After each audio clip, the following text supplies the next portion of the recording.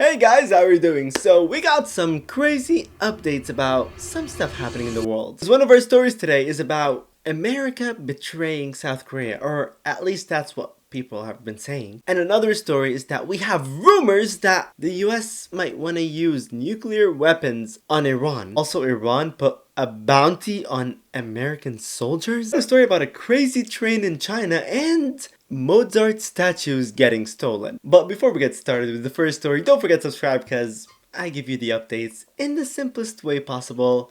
And let's get started with the first story. So the first story of today is that people have been saying that America has betrayed South Korea, and it's wild. But why? You guys know that South Korea and North Korea fought the Korean War back between 1950 and 1953, okay? But the thing is, they did stop fighting in 1953, but they did not sign a treaty. They did not sign anything. They just stopped fighting. And to protect South Korea, because America and South Korea are friends, America sent 28,500 US military personnel to South Korea. And they're there. And every year, the US and South Korea have a huge military exercise where they train together, and usually it's like 11 days. Like for this year, for example, it was scheduled between August 17 and August 27, and it was scheduled for 11 days, okay? And that's where South Korean troops and American troops work together to prepare basically for an invasion from North Korea. And this is not just like we are shooting some guns together. No, that's like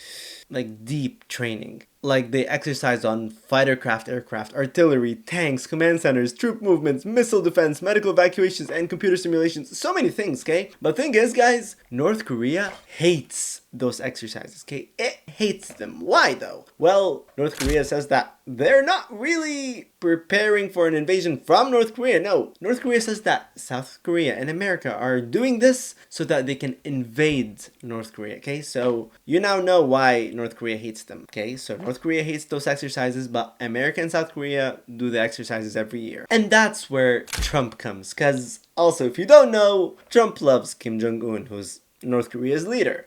And Trump, surprisingly, out of nowhere, posts a picture with Kim Jong-un, and he said that we are great friends or great allies, okay? Like, he just shows that him and Kim Jong-un like each other. But so far, still no betrayal until now, or today basically, because Trump said that those military exercises that were happening between South Korea and the US are going to be substantially reduced, which means that he's going to decrease them a lot. And why? That's the crazy part. Because he doesn't want to upset Kim Jong-un. Like, because he doesn't want to hurt his feelings or something. I don't know. But because he cares about Kim Jong-un, and he said that he and Kim Jong-un have a very good relationship, Trump said that holding those military exercises just shows a hostile message towards Kim Jong-un. So we're going to reduce it. But at least he didn't cancel it, right? That's what you might be telling me. He wanted to cancel it. But he was like, oh, it's too late to cancel it. So I don't know if next year those are going to be happening. But yeah, those are substantially reduced now. So people have been saying that, wow, okay, that's a big betrayal from America to South Korea, because they're supposed to be allies, they're supposed to help each other. And that's where America, or Trump, strikes again, because Trump says that, oh, I'm upset with South Korea because South Korea did not help me with the war with Iran. So what? Like, why does South Korea have to join the war? Like, Trump wanted every European country that he's allied to join the war, and he wanted now South Korea to join the war. Like, he basically wanted everyone to attack Iran. They all said no. As you remember, I talked about this before, everyone refused to help Trump with the Iran war. So now Trump is not happy with that, and I thought he's not going to do anything, okay? Well, I was wrong, because now he started punishing countries, and it started with South Korea. Anyway, that's what people have been saying, and let me know what you think. Is that a betrayal from America to South Korea, or does Trump have a point? Let me know. And for the next story of today, we have a crazy train that China made. Because this train, guys, goes from 0 to 800 kilometers per hour, which is like 497 miles per hour, in 5.3 seconds. Can you imagine the speed? Like 800 kilometers, from 0 to 800 kilometers in 5.3 seconds. That's insane. But how did they do that? Well, they did something called magnetic levitation. So basically the train is not on wheels, okay? It's a magnet, and the train just goes pew on the magnet. I don't know how to explain that. But it just goes quickly. There's no friction whatsoever. So that's why it's so quick. But that train right now hasn't been tested with people on it. They just tested it on a track that's like a kilometer long. So it's nothing. But after reaching 800 kilometers an hour, the train stopped and it took like 200 meters to stop, okay? So right now, China has a crazy train that goes 800 kilometers an hour in only 5 seconds. Guys, this is huge because first of all, this will change the travel in the future. Like, hopefully no more slow trains, because I'm gonna be honest with you, I love trains. I love riding trains. I just hate that a train could be so slow that I would reach the same destination at the same time by a car. Like, seriously, no. Like, we have some good technology right now. Like, trains should be fast, and we have some really fast trains around the world. And here, Exhibit A, we got a crazy train that now could shape the future. So hopefully that makes the future better. Hopefully that is what countries actually work towards. Like, that's what I really hope. To be honest with you, I hope that countries just like pour their monies not into weapons, not into wars. Just pour your money into those kind of things. And some of you would be like, that's never gonna happen. Wars are always gonna happen. Yes, wars are gonna happen. But at the same time, the people benefiting from wars are the weapon companies, okay? Those are the ones who actually want wars to happen. So call me a conspiracy theorist, but there is a part of me that kind of thinks that some wars are instigated because weapon companies want wars to happen. That's just a theory that I kind of believe in because it's possible. Like, China right now is spending billions and billions on research, like something like this. That's what the money should be spent on. Honestly, that's what I think. And let me know what you guys think. And for the next story of today, we have the US housing problem. The housing problem is that people are not buying houses. People are really not buying houses. What's the issue? Well, there is a real estate company called Redfin, and Redfin released a report about the US housing market, and they looked at the housing market in July of 2026, and they found something really surprising because they found that the number of people trying to buy homes fell to the lowest level ever that Redfin, that company, has ever recorded. Why? Because in July of 2026, 966,752 people were trying to buy homes, okay? You'd be like, okay, Omar, that's a big number. That's almost 1 million people trying to buy homes, right?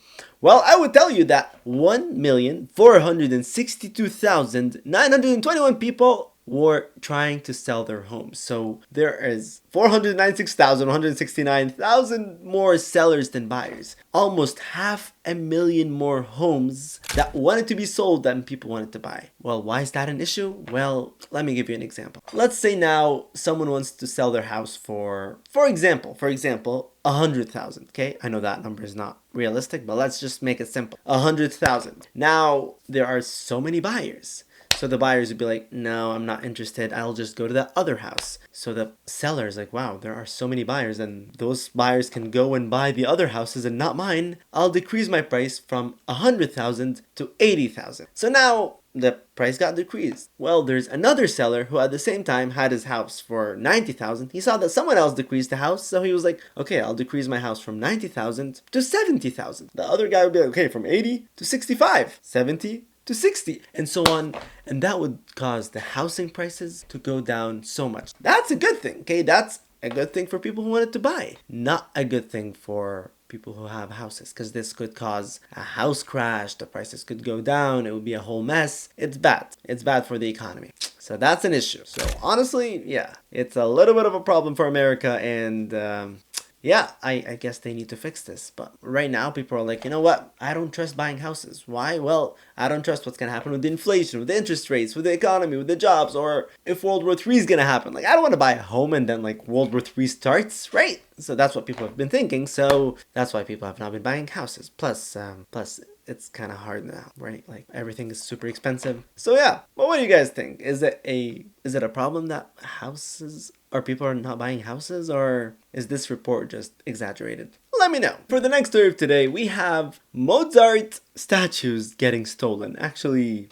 210 Mozart statues getting stolen. So what happened? Well, a German artist called Ottmar Horl, I don't know if I pronounced that right, designed 320 small statues of Mozart, okay? Each one like 50 centimeters long. And even though they look like gold in that picture, as you can see, they were not really made of gold, okay? But he just made them. And he even made statues of Mozart's dog, Pimperl. Wow, that was the dog's name. Anyway, he put those statues in areas that Mozart visited in Salzburg, okay? So that people would visit the city and be like, wow, that's what Mozart did. That's where he went. Well, he put 320 little Mozart statues, okay? A sweet gesture, a really sweet gesture. Like he spent a lot of time to do this so that people would see Mozart's history. I guess he loves Mozart, okay? Well, guys, right now 210 statues were stolen. Yeah, like only 110 remain. Yeah, seriously, people cannot do anything nice in this world. And those statues were not cheap. Like each statue was 100 euros, so like 210 statues getting stolen is like 21,000 euros getting stolen. Like why like let him be. Let the world have something nice. Like why are people like this? Anyway, for the next story, we also have Iran's 30,000 bounty on US soldiers. Yeah, Iran actually put a bounty on US soldiers. So the commander-in-chief of Iran's regular army, Amir Hatimi, said that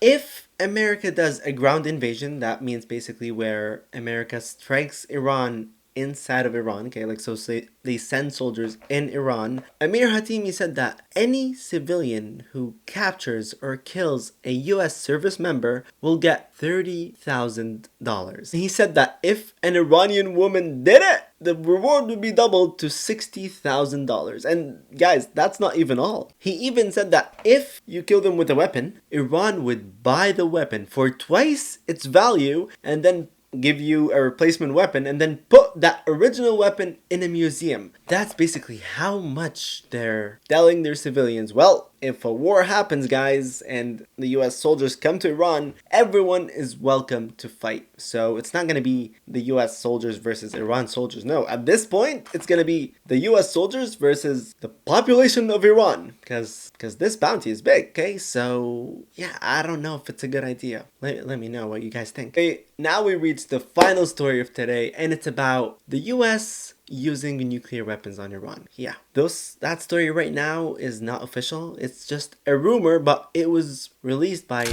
Marjorie Taylor Greene, who's the former US Congresswoman who actually used to support Trump a lot, and then they had a fallout and she left the party and then she left her job. Anyway, she said that there are rumors right now that American officials are discussing the possible use of nuclear weapons against Iran in this war. And from what she said, she wasn't just guessing. No, she was sure of it. But the thing is, guys, did she prove this? No. Are there any proof, public recordings, any sources, any evidence? No. Do we believe her? I don't know. I really don't. Like, at this point, we can believe anything, right? Anything is possible. But I'm gonna be honest, it's not confirmed. So we cannot say that she's right. No way. No, she's not correct. Is she 100% wrong? I also do not know. But would they use a nuclear weapon? Well, that also I don't know, because Trump a few months ago said that he would never ever use a nuclear weapon, okay? But also, that's the same Trump who said that the US won the war like 12,000 times. So, who do we trust? I don't know. But I really wish that they would never even think about using a nuclear weapon. We do not want to have that possibility in mind. So, I don't know if we should trust her. I don't know if you guys trust her. Let me know what you guys think. I'm really curious about this as well. Anyway, yeah, that's all for today. And again, if there are any stories that you want me to talk about, let me know in the comments. I love you all, and I will see you guys tomorrow.